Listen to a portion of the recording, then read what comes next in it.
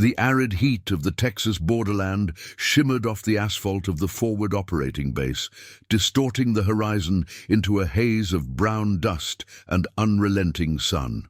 Sergeant First Class David Harlan stood by the maintenance bay, wiping grease from his hands with a rag that had seen better days, his eyes scanning the perimeter fence that separated U.S. soil from the volatile stretch of desert to the south. He was a man carved from granite and discipline, with 20 years of service etched into the crow's feet around his eyes and the rigid posture of his spine.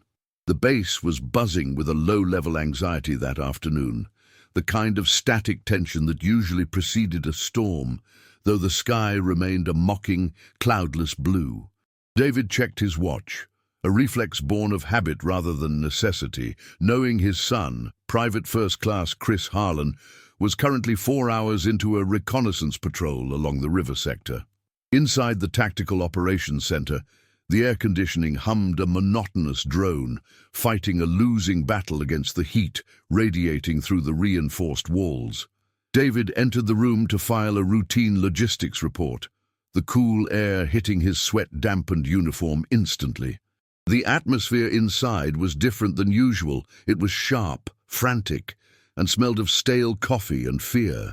Radio chatter, usually a rhythmic backdrop of codes and confirmations, had spiked into a cacophony of overlapping shouts and static-filled screams.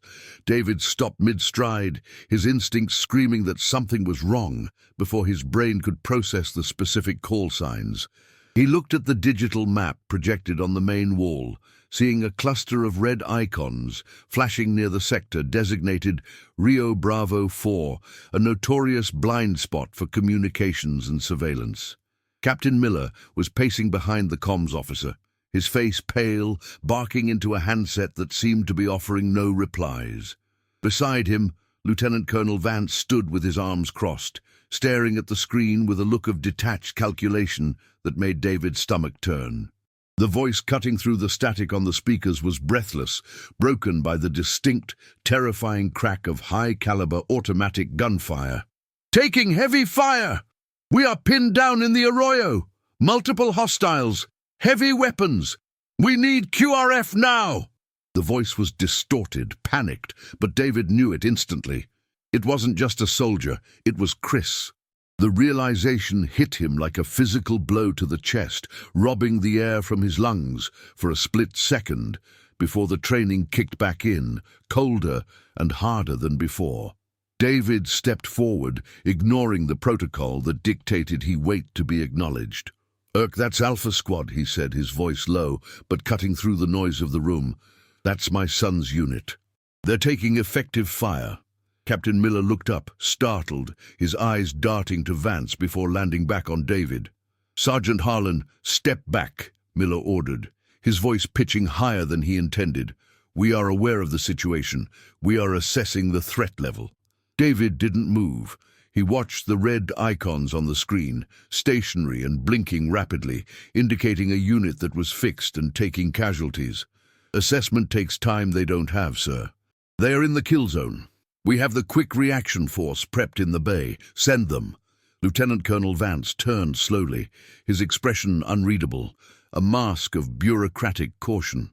"It's not that simple, Sergeant," Vance said smoothly, though his eyes betrayed the complexity of the situation. "The coordinates put them in a disputed gray zone. If we send a heavy armored column down there without clear confirmation of who is firing, we risk an international incident with the Mexican military, or sparking a full-blown cartel war that this base is not equipped to handle." David felt the blood rushing in his ears, a roaring sound that drowned out the hum of the computers. "Sir, they are screaming for help. International incidents can be handled by diplomats. Bullets need to be handled by soldiers." "Stand down, Sergeant." Vance's voice snapped like a whip, silencing the room. The other operators kept their heads down, terrified to witness the insubordination unfolding. "We are establishing contact with Border Patrol and local law enforcement. We will not escalate this until we have a clear picture. That is an order." David looked at the screen again. The radio transmission from Alpha Squad had gone silent, replaced by a rhythmic, haunting static. The silence was louder than the screaming had been. He knew what that silence meant. It meant they were maneuvering to survive, or they were already dead. David looked at Vance, really looked at him, seeing a man worried about his next promotion review, about the political fallout of a border skirmish, about the paperwork of an engagement. He didn't see a leader. He saw an obstacle.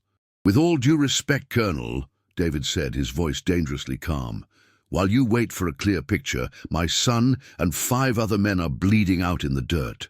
Vance stepped closer, invading David's personal space, trying to use his rank as a bludgeon.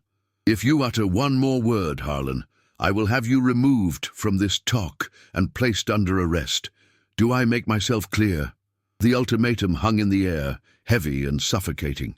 David felt the weight of his 20 years of service, his pension, his reputation, and his oath to obey orders pressing down on his shoulders. But then he remembered the day Chris was born, the promise he had made to protect him, a promise that superseded any oath made to a government or a flag. He looked at the map one last time, memorizing the grid coordinates of the flashing red light. He didn't say another word. He simply nodded, a slow, stiff motion that Vance mistook for submission, and turned on his heel. Walking out of the Tactical Operations Center, the blinding sun hit him again, but he felt cold. His hands were not shaking, they were steady, fueled by a singular crystalline purpose. He walked past the designated smoking area, past the barracks, and headed straight toward the motor pool, where the up-armored vehicles were kept ready for the QRF that wasn't coming. He wasn't thinking about the Uniform Code of Military Justice anymore. He wasn't thinking about the court-martial that would inevitably follow. He was thinking about the geometry of the terrain, the fuel consumption of a Humvee, and the amount of ammunition he could load in 3 minutes. David Harlan reached the heavy steel doors of the motor pool. The guard on duty, a young corporal named Jenkins, looked up from his clipboard, confused to see the senior sergeant approaching with such intensity. "Sarge? What's going on? Is the QRF rolling out?" David didn't slow down. He walked right up to the keybox, his eyes locking onto Jenkins with a ferocity that made the younger man take a step back. "Open the gate, Jenkins," David said, his voice flat and terrifying. "I'm taking the LATV." The gears of fate had turned. The decision was made. The trigger had been pulled. Corporal Jenkins hesitated, his hand hovering over the gate release button, his eyes darting between David's grim face and the empty passenger seat of the Light Combat Tactical All-Terrain Vehicle, LATV. "Sarge, I didn't get a dispatch order. Captain Miller didn't call down." David didn't have time for this. He moved with the fluidity of a predator, stepping into Jenkins' personal space, his voice dropping to a whisper that was far more intimidating than a shout. "Jenkins, Alpha Squad is dying 5 miles south. Command is debating politics. I am going to get them. Now you can either open that gate and be the man who helped save them, or you can stand in my way and see what happens to a man who stands between a father and his son." The young corporal swallowed hard, the Adam's apple bobbing in his throat. He saw the desperation and the lethal resolve in David's eyes. It wasn't just insubordination. It was a force of nature. Jenkins looked at the phone on his desk, then back at the gate. Slowly, without a word, he pressed the button. The hydraulic whine of the heavy chain-link gate opening was the only sound in the oppressive heat. "Go," Jenkins whispered, turning his back to the vehicle as if to claim plausible deniability, or perhaps simply out of respect. David didn't waste a second. He vaulted into the driver's seat, the heavy door slamming shut with a vault-like thud. Inside the cab, the smell of recycled air and gun oil was familiar and grounding. David keyed the ignition, the massive engine roaring to life, vibrating through the chassis and into his bones. He checked the loadout in the back. He knew this vehicle was prepped for the QRF, extra ammo cans, medical kits, and a mounted M240 machine gun in the turret. Though he would have no gunner to operate it, he would be driving a fortress, but he would be driving it alone. As he threw the transmission into drive, the radio on the dashboard crackled. "Motor pool. This is TOC. We have an unauthorized engine start. Report status immediately." David ignored the radio, his hands gripping the steering wheel so tight his knuckles turned white. He slammed his foot on the accelerator, the tires screeching against the concrete as the heavy vehicle surged forward. He wasn't just leaving the base. He was leaving behind his entire life as he knew it. Every meter of asphalt he covered was another nail in the coffin of his career. He saw the base exit approaching, the MPs stepping out of the guard shack, hands reaching for their sidearms as they saw the vehicle approaching at speed without clearance. They weren't expecting a rogue sergeant. They were trained to stop intruders, not one of their own breaking out. "Stop the vehicle! Halt!" The shout was barely audible over the roar of the engine. David didn't slow down. He flashed the headlights and laid on the horn, a warning that he was not stopping for anything less than a blockade. The MPs, seeing the multi-ton armored beast bearing down on them, made the split-second decision to jump aside rather than be crushed. David swerved through the chicane, clipping a plastic barrier and sending it flying, the vehicle groaning under the lateral G-force but holding the road. He hit the public highway and immediately veered off onto the dirt track that led south, towards the river, towards the dust cloud that marked the ambush. Back in the TOC, the atmosphere had shifted from tension to chaotic alarm. "He just ran the gate," someone shouted. Lieutenant Colonel Vance's face flushed a deep crimson. "Who is it? Who is driving that vehicle?" Captain Miller stared at the surveillance feed, recognizing the profile of the driver. "It's Harlan, sir. He took the QRF vehicle." Vance slammed his fist on the table. "Get him on the comms. Order him back. If he crosses that sector line, he is AWOL and subject to immediate court-martial. Tell him if he doesn't turn around, we will treat him as a hostile element." The radio in the LATV screamed with Vance's voice. "Sergeant Harlan, this is Lieutenant Colonel Vance. You are in direct violation of a stand-down order. Turn that vehicle around immediately, or you will be arrested and charged with theft of government property, insubordination, and desertion. Do you hear me, Harlan?" David reached out and turned the volume knob down, not off. He needed to hear if they sent anyone to stop him, but low enough that it became background noise. He couldn't let their voices into his head. He had to focus on the terrain, which was becoming rougher, the suspension working overtime as he navigated the dried riverbeds and mesquite scrub. The conflict in his mind was raging as fiercely as the engine. He was a man of rules. He had spent 20 years enforcing standards, correcting uniforms, ensuring that the chain of command was respected. He believed in the system, but the system had failed the moment it prioritized optics over lives. He looked at the empty passenger seat where his son used to sit when he was a boy, pretending to drive the family truck. The memory was sharp. Chris's laughter, the way he looked up to his father. That boy was now a man, pinned down in the dirt, waiting for a cavalry that had been ordered to stand down. David knew the geography of this sector better than the officers looking at satellite maps. He knew the cartels used the ravine at Rio Bravo 4 because the high canyon walls blocked long-range comms. It was a kill box. As he drove deeper into the scrubland, the dust trailing behind him like a comet's tail, he began to hear the sounds of battle for real. It wasn't the tinny sound of a radio speaker anymore. It was the dull thud of grenades and the ripping sound of automatic fire echoing off the canyon walls. He was close. The moral dilemma vanished, replaced by cold tactical assessment.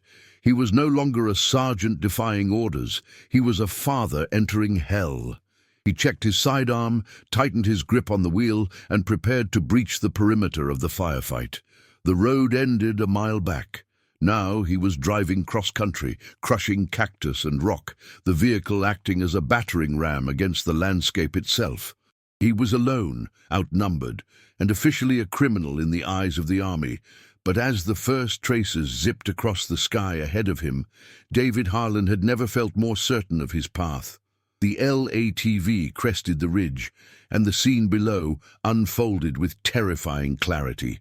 The sun was setting, casting long, bloody shadows across the ravine, but the flashes of gunfire illuminated the chaos. Alpha Squad's 2 Humvees were disabled, smoke pouring from their engines, forming a crude V-shaped barricade against a rocky outcrop. David could see the muzzle flashes from the squad's position, sporadic, desperate, controlled bursts trying to conserve ammunition. Opposite them, on the higher ground of the canyon rim, the attackers were pouring a relentless stream of fire down into the kill zone. It wasn't a skirmish. It was an execution in progress. David didn't stop to assess. Momentum was his only armor. He slammed the transmission into low gear and floored the accelerator, sending the heavy armored truck careening down the scree slope. The vehicle slid and bucked, rocks shattering under the reinforced tires, a landslide of steel and dust descending into the fray. The sound of his approach drew the attention of the attackers on the ridge. Bullets began to ping against the ballistic glass and the armored plating of the door, sounding like hail on a tin roof, but much louder and infinitely more deadly. He steered the vehicle directly between the enemy fire and his son's position, drifting the heavy truck sideways to create a mobile wall of steel. The LATV slammed to a halt, dust billowing up to obscure the view. David kicked the door open, not to get out, but to use the gap to fire his M4 carbine. "Get in, now! Move, move, move!" he screamed, his voice raw, cutting through the din of battle. The soldiers of Alpha Squad, dirt-caked and terrified, looked up in disbelief. They had resigned themselves to death, and now a lone vehicle had dropped from the sky. "Sarge!" It was Corporal Gomez, dragging a wounded man by his vest. "It's Harlan! Move your asses!" David fired suppression rounds at the ridge, forcing the attackers to duck their heads. He saw Chris then. His son was slumped behind the rear wheel of the disabled Humvee, holding a bandage to his neck, his face grey with shock and blood loss. The sight broke something inside David. The last restraint of the professional soldier snapped, leaving only the primal father. He didn't stay in the cover of the cab. He jumped out into the open fire. Bullets kicked up dirt around his boots as he sprinted the 10 meters to his son. "Chris, I've got you!" David grabbed his son by the drag handle of his vest, ignoring the whizzing sound of rounds passing inches from his head. Chris looked up, eyes unfocused, blood bubbling between his fingers. "Dad," he rasped, confusion warring with pain. You shouldn't be here." David didn't answer. He hauled his son up, practically throwing him over his shoulder, his adrenaline surging with enough power to lift a car. He carried Chris back to the LATV, the other survivors providing covering fire, their morale suddenly reignited by the impossible rescue. David shoved Chris into the back seat and turned back to help Gomez load the other wounded soldier. The vehicle was taking heavy hits now, the ballistic glass on the windshield spider-webbed under the impact of a high-caliber round. The armor was holding, but for how long?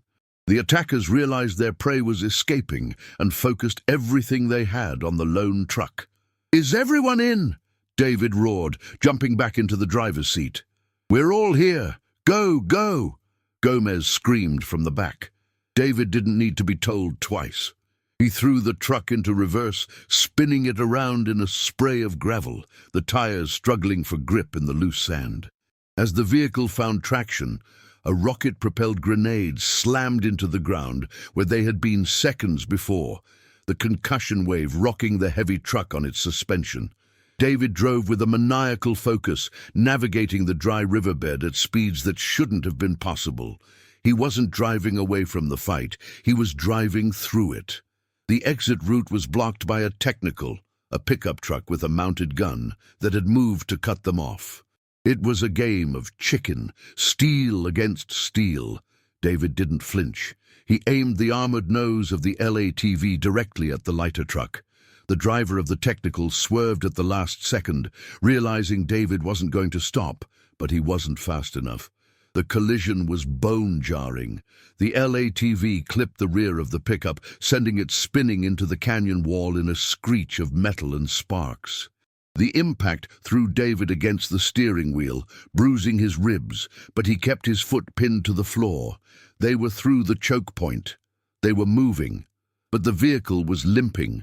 The front right tire was shredded, running on the run-flat insert, causing a violent vibration that shook the teeth of everyone inside.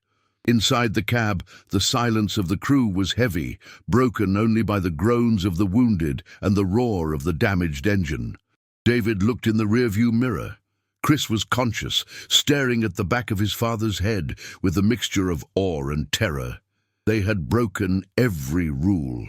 They had crossed the line, but they were breathing. The sun had fully set now, plunging the desert into darkness, but the adrenaline in David's veins burned brighter than any daylight. He had saved them, but the night was far from over. The drive back to the base was a blur of pain and mechanical protest. The LATV groaned with every bump, the shredded tire flapping rhythmically against the wheel well, a steady drumbeat to their escape. David's hands were cramping on the wheel, his ribs throbbing with every breath, but he forced himself to maintain a steady speed. He couldn't afford a breakdown now. In the back, Corporal Gomez was applying pressure to Chris's neck wound. "He's stable, Sarge," Gomez called out, his voice shaking. "Whatever you did, you got here just in time." As the adrenaline began to fade, the reality of the situation washed over David like cold water. He saw the lights of the U.S. border outpost in the distance, a beacon of safety that also represented his doom. He wasn't returning as a hero. Technically, he was returning as a fugitive who had stolen military property and disobeyed a direct order during a crisis. He grabbed the radio handset, his thumb hovering over the transmit button. He needed to warn them they were coming in hot with wounded, regardless of what awaited him at the gate. "Teok, this is Sergeant Harlan," he spoke, his voice hoarse. "I am inbound with Alpha Squad. We have 2 urgent surgical cases. ETA 10 minutes. Have the medics ready at the gate." There was a long pause on the other end. The silence stretched, heavy with the weight of the command staff's deliberation. Finally, a voice crackled back, not Vance, but the comms officer. "Copy, Sergeant. Medics are standing by. MPs are also on station. You are instructed to power down the vehicle immediately upon entry and exit with your hands visible." The reception at the gate was a scene of surreal duality. On one side, a medical team with gurneys and trauma kits waited with urgent purpose. On the other, a phalanx of military police vehicles stood with lights flashing, officers deployed behind their doors with weapons drawn. David slowed the battered LATV to a crawl, the grinding noise of the ruined wheel echoing off the concrete barriers. He stopped the vehicle right between the 2 groups.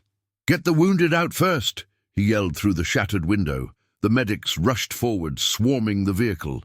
David watched as they pulled Chris out. His son looked pale, his uniform soaked in blood, but his eyes found David's.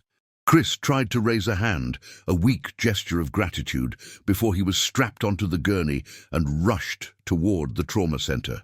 Only when the ambulance doors closed did David allow himself to exhale. The mission was done. The soldier in him could finally stand down. The father had won. "Sergeant Harlan, step out of the vehicle slowly." The MP commander's voice was amplified by a bullhorn.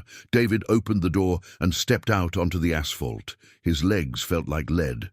He raised his hands slowly, his palms open, showing he was unarmed. The MPs moved in quickly, spinning him around and slamming him against the side of the dusty, bullet-ridden truck. The handcuffs clicked tight against his wrists, biting into the skin. He didn't resist. He didn't say a word. He just stared at the medical bay where his son had disappeared.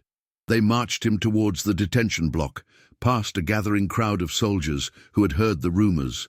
The base was small. Word traveled fast. They saw the bullet holes in the LATV, the blood on the seats, and they saw David in cuffs. There was no jeering, no whispering, just a profound, heavy silence. Some of the younger privates looked at him with wide eyes. To them, he wasn't a criminal. He was a legend in real time. But the regulations were absolute. He was stripped of his gear, his belt and his shoelaces, and placed in a holding cell. Hours passed in the solitude of the cell.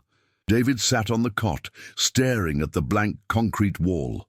He replayed the events in his mind, the look on Vance's face, the decision to steal the truck, the feeling of Chris's weight on his shoulder. He knew the charges that would be filed: grand theft, reckless endangerment, disobeying a superior officer. It was enough to send him to Leavenworth for a decade. He had traded his future for his son's life. It was a trade he would make 1,000 times over. The door to the cell block opened with a heavy clank. Footsteps echoed in the hallway, boots crisp and rhythmic. It wasn't the guard. David stood up as Lieutenant Colonel Vance appeared at the bars. Vance looked tired, his uniform still pristine, but his demeanor deflated. He looked at David, then at the floor, struggling with the cognitive dissonance of the situation. "Your son is out of surgery, Harlan," Vance said quietly. "He's going to make it. The other men, they're all alive because of you." "I know," David replied, his voice calm. "Is that all, sir?" Vance gripped the bars of the cell, his knuckles white. "You made me look like a coward, Harlan. You disobeyed a direct order. The paperwork is already filed. You're under arrest."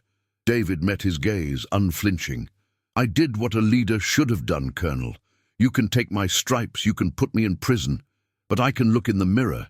Can you?" Vance didn't answer. He stood there for a long moment, the silence stretching between them, before turning and walking away, leaving David alone in the dark, a prisoner of his own righteousness. 3 days later, the sun was just as harsh, the dust just as relentless. But the atmosphere at the base had shifted fundamentally.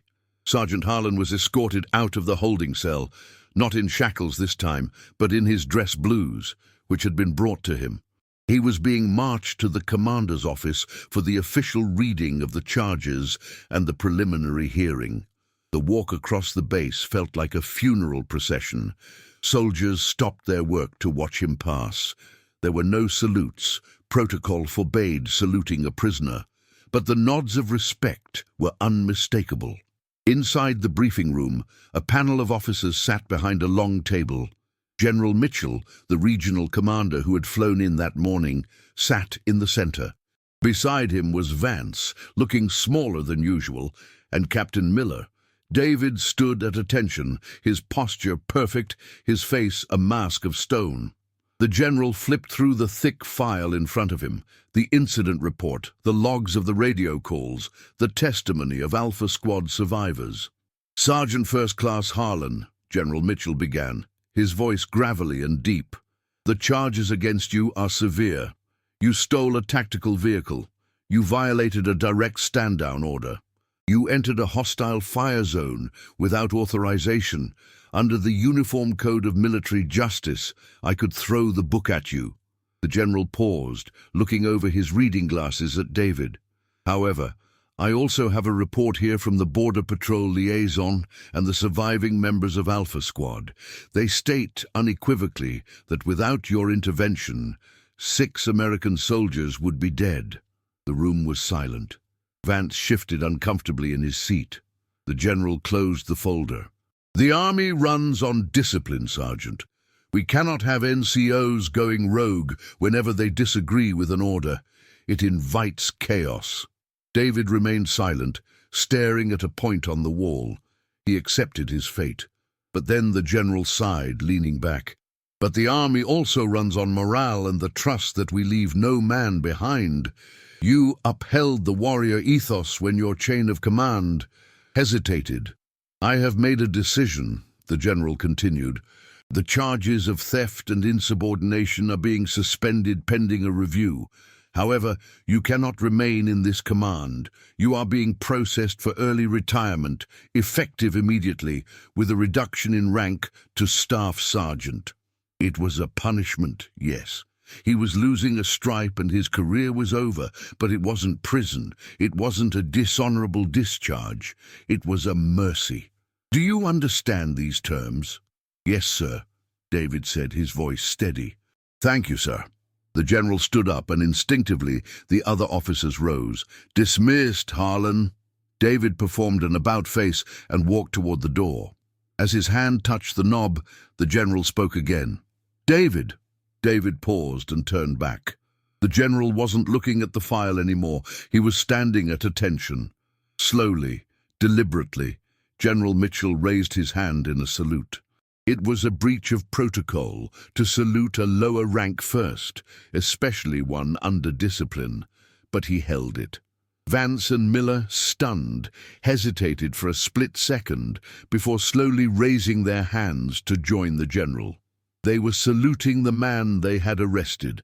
They were saluting the father who had done what they couldn't. David felt a lump form in his throat, the first crack in his armor in 3 days. He snapped a crisp salute back, held it for 2 seconds, and then dropped it. He walked out of the headquarters and into the blinding sunlight. A German WV was waiting to take him to the civilian transport. Leaning against the hood, with a fresh bandage on his neck and his arm in a sling, was Chris. The boy, no, the man, pushed himself off the hood as David approached. They didn't shake hands. They didn't salute. David stepped forward and pulled his son into a crushing embrace, burying his face in the shoulder of the uniform he had fought to protect. "I'm sorry about your career, Dad," Chris whispered, his voice thick with emotion.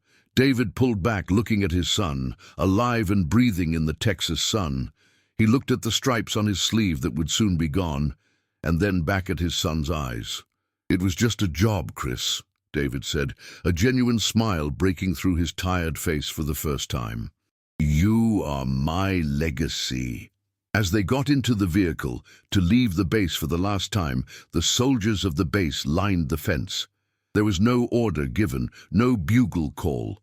But as the truck rolled past, hundreds of hands went up to browse in a silent, undulating wave of respect. David Harlan was leaving the army, but he was walking away with something far more valuable than a pension. He had his honor, and he had his son.